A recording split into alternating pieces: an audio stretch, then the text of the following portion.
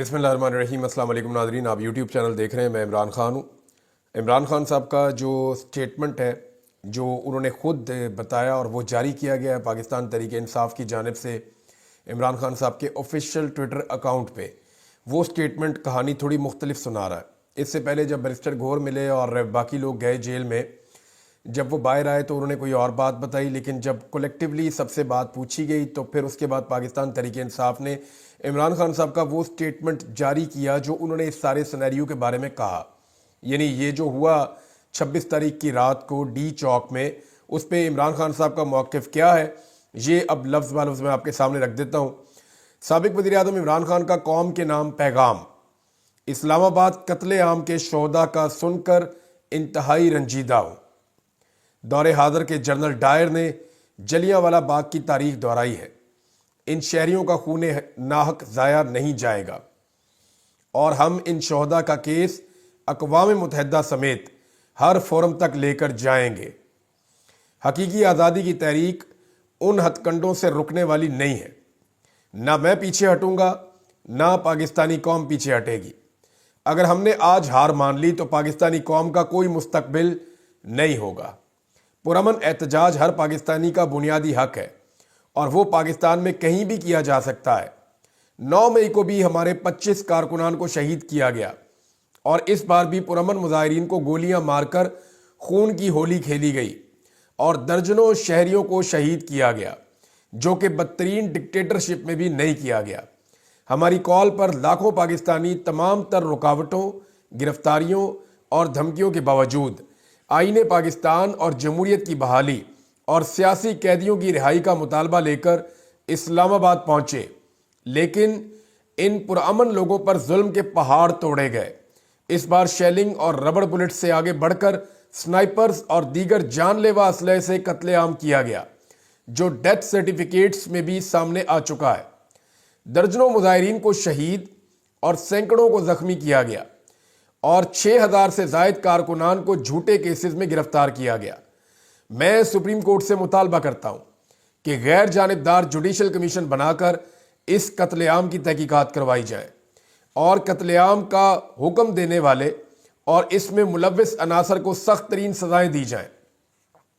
मैं मुतालबा करता हूं कि शोहदा और जख्मियों के हवाले से इस्लामाबाद और रावलपिंडी के अस्पतालों का डाटा जल्द अज जल्द पब्लिक किया जाए और तमाम अस्पतालों और फुटेज को महफूज किया जाए, ताकि जो सीसीटीवी फुटेज है सेफ सिटी की, वो 9 मई की तरह शवाहिद को गायब ना किया जा सके।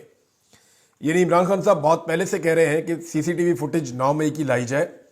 मैंने पिछले वीलॉग में ये बात की थी और मैंने 8-9 नुक्ते उठाए थे कि पाकिस्तान तहरीक इंसाफ को फौरी तौर पे FIR दर्ज कराने के लिए दरख्वास्त देनी चाहिए, चाहे वो ना हो, फिर अदालतों में दरख्वास्त देनी चाहिए चाहे ना हो, लेकिन अपना पेचा डाल देना चाहिए, काम शुरू कर देना चाहिए। ये लोग हमेशा इक़्तिदार में और ताकत में और सीटों पे बैठे हुए नहीं रहेंगे। एक दिन ये चले जाएंगे, कोई 2-4 साल में, 5 साल में, 6 साल में, 2 महीने में, 5 दिन में, कभी भी जा सकते हैं। तो जब भी ये जाएंगे तो कानून और इंसाफ तब अपना रास्ता बनाएगा। और अगर आपने दरखास्त ही जमा नहीं करवाई होगी तो फिर आपके केस की उस वक्त वक़्त नहीं होगी। तो इमरान खान साहब ने कहा कि मैंने अपनी पार्टी और वज़ीर आला खैबर पख्तूनख्वा को हदायत दी है कि शोहदा के लवाहिकीन और जख्मियों की देखभाल और उनकी फलाह बहबूद की जिम्मेदारी लें। जो लोग लापता हैं उनकी बाजियाबी के लिए तमाम तर तवानाइयाँ खर्च करें और जो लोग गिरफ्तार हैं उनके केसेस की पैरवी करने वाले वकला की टीम्स की हौसला अफजाई करें। इस्लामाबाद कत्लेआम के खिलाफ पेशावर में शोहदा मार्च का इनकाद किया जाए और पार्लियामेंट का सेशन जल्द अज जल्द बुलाकर करारदाद पेश की जाए। ओवरसीज पाकिस्तानी दुनिया भर में इस कत्लेआम के खिलाफ आवाज़ उठाएं और पाकिस्तान में जारी जुल्म और बर्बरियत के हवाले से पूरी दुनिया में आगाही मुहिम चलाएं। मैं इस्लामाबाद पहुंचने वाले लाखों पाकिस्तानियों को सलाम पेश करता हूं। अली अमीन, बुशरा बीबी, उमर अयूब, खालिद खुर्शीद, आलिया हमजा, शाहिद खटक, नौजवान लीडर्स समेत मार्च को लीड करने वाले तमाम सीनियर और जूनियर पार्टी मेंबरान असेंबली और टिकट होल्डर्स को सराहता हूं। बड़ी सही इंफॉर्मेशन है इमरान खान साहब के बाद जेल में भाई। इमरान खान साहब ने किसी रंगबाज का नाम नहीं लिया, उन्होंने डायरेक्टली उन लोगों का नाम लिया जो लोग वाकई मार खा के पहुंच रहे थे। कुछ लोग मिसिंग है, लेकिन उन्होंने जिनका नाम लिया वो लोग वाकई बड़ी मुश्किल के साथ वो लोग डी चौक तक पहुंचे हैं।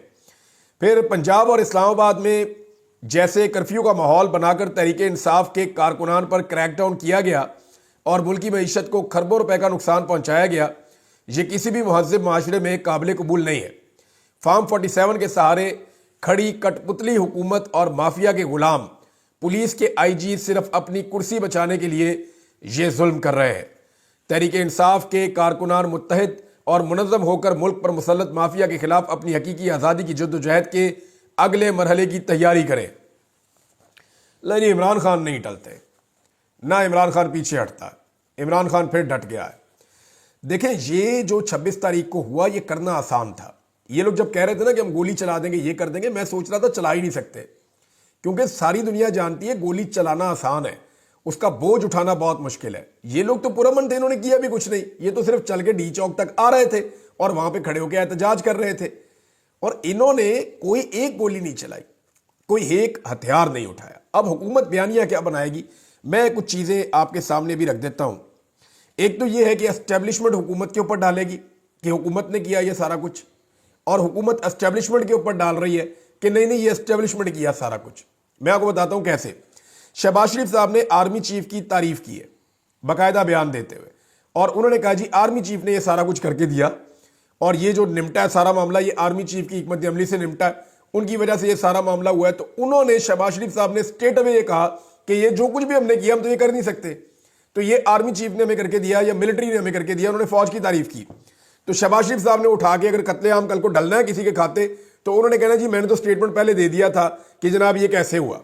फिर दूसरी बात यह है कि यहां पे अता तारड़ का एक स्टेटमेंट भी है, उसको भी हमें याद रखना पड़ेगा।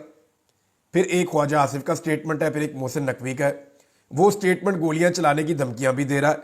फिर उससे पहले मीडिया के ऊपर खबरें चलाई गई कि शूट टू किल का ऑर्डर हो गया कि जनाब जो बंदा नजर आए और बात ना बने उसको गोली मार दी जाए। अब ये मामला भी जनाब एक बड़ा क्लैरिटी के साथ सामने मौजूद है। कुछ सहाफियों के ट्वीट्स हैं और वो बबांगे दोहल वो सहाफी क्या कह रहे थे, जरा ये बातें आप उनकी भी सुन ले। एक सहाफी का ट्वीट है जी कि डी चौक के इलाके में रेंजर्स और पुलिस ने इंतशारियों के खिलाफ क्रैकडाउन शुरू कर दिया। इंतशारियों और फसादियों की 100 से ज्यादा गाड़ियों को नुकसान पहुंचाया गया है और इतनी ही तादाद में फसादियों के सर खोल दिए गए हैं। हकीकी आजादी मुबारक हो। अब ये जनाब ये एस्टेब्लिशमेंट के बहुत करीबी सहाफी हैं जिनका ये स्टेटमेंट है। इन सारी चीजों को आप जमा तफरीक करें तो आपको समझ आ जाती है कि एक्चुअली ये प्लानिंग के साथ हुआ था और ये प्लानिंग के साथ किया गया था। अब हो ये रहा है कि एक तरफ दूसरे पे डाल रही है और दूसरी तरफ पहली पे डाल रही है। एस्टेब्लिशमेंट के जो सियासतदान है, जो खास आदमी है फैसल वाडा, उनका जरा आप स्टेटमेंट ले लें। वजीर आजम ने जो ये सारी मैनेजमेंट है ये आर्मी चीफ पर डाली और उनकी तारीफ की, जबकि फैसल वाडा ने जो आज बयान दिया कल रात को, उनका बयान यह है कि हुकूमत ने एहतजाज को सही तरीके से मैनेज नहीं किया। एक भी शहादत डिजास्टर है, जिम्मेदारी हुकूमत पर आयद होती है। फैसल वावडा, यानी आप अंदाजा करें कि एस्टेब्लिशमेंट का आदमी कह रहा है कि हुकूमत जिम्मेदार है, हुकूमत ने सही मैनेज नहीं किया, जिम्मेदारी हुकूमत की है। दूसरी जानिब हुकूमत कह रही है नहीं जी नहीं, ये तो हम शाबाश दे रहे हैं और तारीफ कर रहे हैं और शुक्रिया अदा कर रहे हैं मिलिट्री का कि उन्होंने ये करके दिया है। तो यहां पे मिलिट्री एस्टेब्लिशमेंट और हुकूमत जो है वो इस मामले को एक दूसरे पे क्यों डाल रही है, क्योंकि ये आसान मामला नहीं है और ये सब लोग जानते हैं कि इमरान खान का नुकसान करना पाकिस्तान का नुकसान करना है, और अगर जिसने इमरान खान का नुकसान किया वो तो भुगतेगा उसको। ये सारा पाकिस्तान नहीं सारी दुनिया जानती है। अब मामला ये है कि इमरान खान छोड़ेगा नहीं इस मामले को लेकर, जहां उसके लोग शहीद हो गए। पहला स्टेटमेंट जो इमरान खान का बाहर आया, अब ये लेट आया लेकिन जो पहला स्टेटमेंट बाहर आया उससे पता चलता है कि इमरान खान साहब किस पिच पे है। मैं आपको बताता हूं, इमरान खान साहब ने जेल में जैसे ही इन लोगों ने इमरान खान साहब को इतला दी कि जनाब आज के दिन में ये हुआ है, तो पहला सवाल पता क्या था इमरान खान साहब का? सुप्रीम कोर्ट गए हो अब तक? तुम्हें फौरन सुप्रीम कोर्ट जाना चाहिए था। यानी इमरान खान साहब इस लेवल तक अग्रेसिव है। उन्होंने कहा कि कत्लेआम हो गया इस्लामाबाद डी चौक में, आप सबको इकट्ठे होकर सुप्रीम कोर्ट के अंदर जाना चाहिए था और जाकर वहां कहना चाहिए था कि ये हमारे साथ कत्लेआम हो गया। अब इसमें देखे ना, कादी फायद ईसा तो है नहीं। इस वक्त जो जज है वो अपने आप को एक न्यूट्रल जज साबित करना चाहते हैं, जस्टिस याया अफरीदी, और वो ये साबित करना चाहते हैं वो इंसाफ के तकाजे पूरे कर रहे हैं। अब उनके सामने जब पाकिस्तान तहरीक इंसाफ इस चीज को ले जाएगी, जनाब हमारे बंदे मार दिए इस्लामाबाद में, कत्लेआम हो गया, सरेआम गोलियां चल गई, जब ये बात जाकर वहां पे की जाएगी तो फिर जज साहब के लिए बड़ी ऑकवर्ड सिचुएशन हो जाएगी। इंसाफ देंगे तो खुरा कहीं और निकल जाएगा, जाके हुकूमत फंस जाएगी, एस्टेब्लिशमेंट फंस जाएगी। इंसाफ नहीं देंगे تو پھر پبلک کے سامنے سارا معاملہ کھل جائے گا، جیسے قاضی فائز عیسیٰ صاحب کا کھل گیا تھا۔ تو عمران خان صاحب نے یہ ٹھیک بات کی ہے کہ سپریم کورٹ آف پاکستان ضرور جانا چاہیے۔ اب جناب 3 آپشن ہو سکتی ہیں کہ گولی کس نے چلائی۔ سوال تو یہ پیدا ہوتا ہے کہ گولی کیوں چلائی؟ یہ سوال سارے پوچھ رہے ہیں، اور یہ سوال نے حکومت کی نیندیں حرام کر دی ہیں۔ کسی کو سمجھ نہیں آ رہی کہ اس کا جواب کیا دینا ہے، گولی کیوں چلائی۔ اب جو ہے وہ ایک اور چیز جو ہے کہ گولی کس نے چلائی، اس کے بارے میں پاکستان تحریک انصاف کی جو باہر قیادت ہے وہ بڑی محتاط ہے۔ وہ یہ کہتے ہیں جی گولی غلط چلی، چلنی نہیں چاہیے تھی، کس نے چلائی اس کے لیے انکوائری کی جائے، اور انکوائری کمیشن بنا کے اس کے اندر جو ہے تحقیقات کر لی جائیں۔ یاسمین راشد صاحبہ نے چیف جسٹس آف پاکستان کو ایک لیٹر لکھا ہے جیل سے، اور اس میں انہوں نے یہ کہا ہے چیف جسٹس کو کہ جوڈیشل انکوائری اس سارے معاملے کی کروائی جائے۔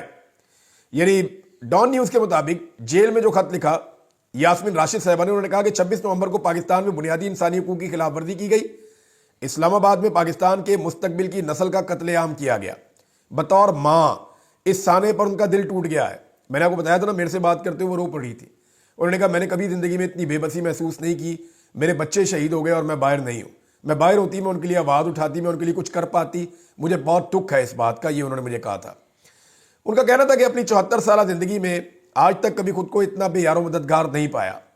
پاکستان انسانی حقوق کے حوالے سے بدترین دور سے گزر رہا ہے، ہم بنیادی حقوق کے تحفظ کے لیے چیف جسٹس کی طرف دیکھ رہے ہیں، وہ بنیادی حقوق کے تحفظ کے لیے ضروری اقدامات کریں۔ انہوں نے اپنے لیٹر کے اندر کہا کہ جوڈیشل کمیشن بنایا جائے، اگر حقائق سامنے نہ لائے گئے تو تاریخ ہمیں کبھی معاف نہیں کرے گی، افسوسناک واقعے کے پیچھے ملزمان کی نشاندہی کر کے انہیں سزا دی جائے۔ یہ جناب یاسمین راشد صاحبہ کا مطالبہ ہے۔ عمران خان صاحب نے بھی ایک ایسا ہی مطالبہ کیا ہے۔ اب گولی کس نے چلائی، اس کے اوپر 3 آپشن ہو سکتی ہیں نا میکسیمم۔ نمبر 1، جن لوگوں نے دھمکی دی، جن لوگوں نے کہا کہ ہم گولی چلا دیں گے، جن کے پاس ہتھیار موجود تھے اور جو دکھائی دے رہے تھے ہتھیاروں کے ساتھ، یعنی ریاستی ادارے، لا انفورسمنٹ، جس میں پولیس بھی تھی، رینجر بھی تھی، فوج بھی تھی، یا تو اس طرف جائے گا معاملہ کہ گولی یہاں سے چلی ہے، یا دوسرا آپشن یہ ہے کہ پاکستان تحریک انصاف کے لوگوں نے اندھا دھند فائرنگ کر دی لائٹ جانے کے بعد اور اپنے بندے مار دیے۔ دوسرا آپشن یہ ہو سکتا ہے نا، ایک یہ ہو سکتا ہے کہ جو ریاست ہے اس نے گولی چلائی، دوسرا یہ ہو سکتا ہے کہ پی ٹی آئی نے چلائی، تیسرا ایک آپشن اور بھی ہو سکتا ہے، اور یہ آپشن صرف اڈاپٹ کیا جائے گا اس وقت جب کوئی ڈیل ہو جائے گی، یا شہداء کے خون کا اگر کبھی سودا ہو گیا خدا نہ خواستہ۔ اور کئی لوگوں کی یہ خواہش بھی ہے، کئی لوگ ایسے ہیں جو بیچ کے رستے نکالنے کے لیے بڑے مشہور ہیں اور وہ چاہتے ہیں کہ بیچ کا رستہ نکل جائے، جیسے کہ رانا ثناء اللہ صاحب نے اسٹیٹمنٹ دیا۔ رانا ثناء اللہ صاحب کا جو اسٹیٹمنٹ ہے نا وہ اس وقت بہت ہی زوم مانی ہے۔ انہوں نے کہا کچھ نہیں پتا کس نے کہاں سے فائرنگ کی، پارلیمانی کمیشن بننا چاہیے۔ انہوں نے کہا کہ ہم نہیں جانتے کہ کس نے کہاں سے فائرنگ کی، اس پر پارلیمانی کمیشن بننا چاہیے، قبل از وقت انتخابات سمیت تمام مسائل پر بات کرنے کے لیے ہم تیار ہیں۔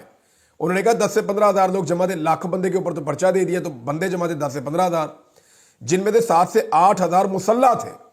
اتنی بندوقیں تھی، کسی میڈیا کو نظر نہیں آئی، نہ انٹرنیشنل میڈیا کو، نہ لوکل میڈیا کو، نہ آپ کے میڈیا کو۔ ایک فوٹو لگائی ہے آپ کی انفارمیشن منسٹر نے، پنجاب والی نے، اور وہ فوٹو بھی اٹھا کے پرانی لگا دی ہے، اور جو پولیس نے دکھائی ہے وہ بھی بہت پرانی دکھا دی ہے۔ یعنی ہتھیار بھی بہت پرانی فوٹوز آپ دکھا رہے ہیں۔ پی ٹی آئی کے ساتھ تو ہتھیار آئے ہی نہیں تھے، انہوں نے تو سختی سے منع کیا ہوا تھا۔ وہ یہ کہہ رہے ہیں کہ کچھ پتہ نہیں کس نے کہاں سے فائرنگ کی، ڈی چوک پر جو کچھ ہوا حکومت اس کی صاف شفاف انکوائری کروانا چاہتی تھی۔ اب تحریک انصاف اپنے جھوٹے پروپیگنڈے کو تسلیم کرے تاکہ پارلیمانی کمیشن شفاف تحقیقات کر سکے۔ دیکھیں وہ یہ کر رہے ہیں کہ جوڈیشل کمیشن نہیں بننے دے رہے، جوڈیشل انکوائری نہیں ہونے دے رہے۔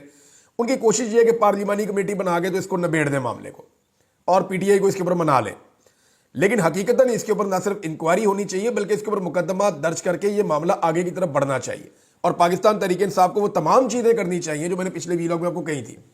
اگر تو کوئی ڈیل ہو رہی ہوگی تو تیسرا آپشن ہوگا جناب کوئی اور گولیاں مار گیا ہمیں پتہ نہیں چلا، اور اگر پاکستان تحریک انصاف اپنے موقف پہ کھڑی رہے گی تو پھر انہیں ایف آئی آر کے لیے بھی جانا پڑے گا، سیف سٹی کی فوٹیج کے لیے بھی جانا پڑے گا، انہیں اسپتالوں میں بھی جانا پڑے گا، انہیں پارلیمان میں بھی آواز اٹھانی پڑے گی، انہیں احتجاج بھی کرنا پڑے گا، انگریزی میں پریس کانفرنس عالمی میڈیا کے سامنے بھی کرنی پڑے گی، انہیں اپنے زخمیوں کے بیانات ریکارڈ کر کے سوشل میڈیا پہ ڈالنے پڑیں گے، شہداء کے لواحقین کے بیانات ریکارڈ کر کے سوشل میڈیا پہ ڈالنے پڑیں گے، ڈیٹا روزانہ کی بنیاد پہ دینا پڑے گا کہ ان کے کتنے بندے گرفتار ہیں اور کتنے بندے لاپتہ ہیں، جو لوگ لاپتہ ہیں ان کی فیملیز کے انٹرویو ڈالنے پڑیں گے، اور پتہ کرنا پڑے گا کہ لاپتہ ہیں یا ان کی لاش غائب کی گئی ہے، دونوں میں سے ایک چیز ہو سکتی ہے نا۔ تو پاکستان تحریک انصاف کا یہ ایلیگیشن ہے جو ہمارے لاپتہ لوگ ہیں، ہمیں آئیڈیا نہیں ہے کہ وہ کہاں ہیں، کیا وہ مارے گئے ہیں یا وہ غائب کر دیے گئے ہیں، اس کے بارے میں ہم نہیں جانتے، تو یہ پاکستان تحریک انصاف کا موقف ہوگا. ورنہ دوسری طرف جو ہے وہ حکومت اپنی ایک تیاری کر رہی ہے اور وہ یہ سارا معاملہ پاکستان تحریک انصاف کے گرد لپیٹ رہی ہے, اور اسپیشلی ان کا جو زیادہ فوکس ہے وہ اس بات پہ ہے کہ سوشل میڈیا کو کیسے قابو کرنا ہے. ایک اور آواز پاکستان تحریک انصاف کے اندر سے اٹھ رہی ہے, باہر سے بھی اٹھ رہی ہے, صحافی بھی یہ بات کر رہے ہیں کہ عمران خان صاحب بانی چیئرمین ہے پارٹی کے, وہ جیل کے اندر ہے, ان کے اوپر پرچہ ہو گیا دوبارہ سے, یعنی ان کے اوپر مقدمات درج کر لیے گئے, لیکن جو پارٹی کا اس وقت کا چیئرمین ہے جو باہر ہے اس کے اوپر پرچہ درج نہیں ہوا. یعنی بیرسٹر گور صاحب کے اوپر پرچہ نہیں ہو رہا. پرچہ کس کے اوپر ہو رہا ہے؟ عمران خان صاحب کے اوپر ہو رہا ہے, جو جیل کے اندر آلریڈی بند ہیں, جو باہر موجود ہی نہیں ہے. یہ سوال بہت سارے لوگ اٹھا رہے ہیں اور بار بار اٹھا رہے ہیں. مجھے ابھی ایک فون آیا, نثار صفدر جدون صاحب ہیں, یہ سابق ایم پی اے ہیں حویلیاں سے پاکستان تحریک انصاف کے. ان کے جو بڑے بھائی ہیں وہ اس وقت ایم پی اے ہیں اور ان کا نام ہے افتخار احمد خان. اور جو نثار صفدر جدون صاحب ہیں یہ گرفتار ہو گئے ہیں, اور ان کے بیٹے نے مجھے بتایا کہ ان کے ساتھ 83 بندے گرفتار کیے گئے تھے, اور ان کے والد نے پیغام بھجوایا ہے نثار صاحب نے کہ ہمیں گاڑیوں کے پاس لے کر جاتے ہیں, گاڑیوں کے اندر پتہ نہیں کہاں سے لا کے اسلحہ رکھتے ہیں, شیلز رکھتے ہیں اور چیزیں رکھتے ہیں, ہمیں کہتے ہیں یہاں پہ کھڑے ہو جاؤ آپ کی فوٹیج بنانی ہے. انہوں نے کہا جی میں نے ہنسنا شروع کر دیا وہاں کھڑے ہو کے کہ یہ چیزوں کو میں جانتا ہی نہیں ہوں, یہ میرے کھاتے میں آپ کیا چیزیں ڈال رہے ہیں. تو میرے ہنسنے کے اوپر پھر ان کے اوپر ٹارچر کیا گیا. وہ یہ بتاتے ہیں کہ ان کے اوپر ٹارچر بار بار کیا جا رہا ہے, اور اس کے لیے جو ڈی پی او ہے وہ ذاتی حیثیت کے اندر کارروائی کر رہا ہے, جو اٹک والا ڈی پی او. وہ جو ڈی پی او کہہ رہا تھا نا اٹک ہماری ریڈ لائن ہے, ہم یہ کر دیں گے وہ کر دیں گے, ایسا کر دوں گا ویسا کر دوں گا, کچھ بھی نہیں کیا پھر بعد میں اب نیا لطیفہ سنا دیا. یعنی مجھے تو لگتا ہے ڈی پی او صاحب کو دوبارہ جو ہے نا وہ اسکول میں داخل کرنا چاہیے.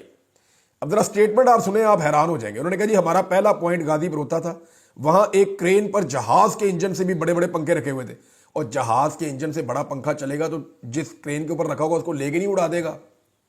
کیسی آپ عجیب بات کر رہے ہیں. یعنی جہاز کے انجن سے بھی بڑے بڑے, وہ دیکھے تھے میں نے وہ پنکھے, وہ کولروں کے جو بڑے والے سائز کے کولر نہیں ہوتے وہ والے پنکھے انہوں نے لگائے ہوئے تھے کہ اگر کنٹینر کے آگے کھڑا کرنا پڑا تو کچھ حد تک دھوئیں سے ریلیف مل جائے گا. تو اب اس کو ایگزیجریٹ کیسے کر رہے ہیں ایس پی صاحب؟ وہ کہہ رہے ہیں ان کے ذریعے گیس کو ہماری طرف موڑ دیا گیا جس کی رفتار کئی کلومیٹر تھی, جس سے سانس لینا بھی مشکل ہو گیا, اور ایک غیر مہلک گیس مہلک بنا دی گئی.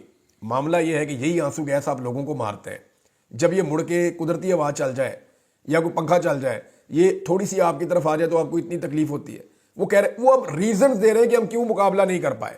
یہ نہیں کچھ پنکھے تھے جن کی وجہ سے ہم مقابلہ نہیں کر پائے. عجیب و غریب قسم کی باتیں کرتے ہیں جو لاجک پہ پورا نہیں اترتی. ممکن ہی نہیں ہے. یہ اس طرح کے پنکھے پاکستان کے ایسی چیز ایجاد کر دی ہے کہ کئی کلومیٹروں تک ہوائیں چل رہی ہیں اور پوری کی پوری آنسو گیس واپس جا رہی ہے. یہ پوری دنیا کے اندر ایسی کوئی چیز ایجاد نہیں ہوئی اور پاکستان میں ہو گئی ہے. حد ہے ویسے, اور اس کے کوئی ایسے مناظر بھی وہاں پہ موجود نہیں ہے.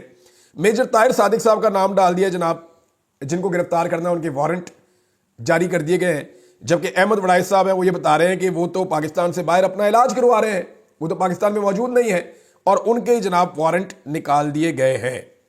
ناظرین دو خبریں اور ہیں, اور یہ افسوسناک خبریں, کیونکہ حکومت جب سے یہ آئی ہے کوئی نہ کوئی یہ کارروائی کرتی رہتی ہے. اب اس حکومت نے جو ہے وہ یوٹیلیٹی سٹورز جہاں سے غریب لوگوں کو سستا سامان ملتا تھا ان کو بند کرنا شروع کر دیا ہے.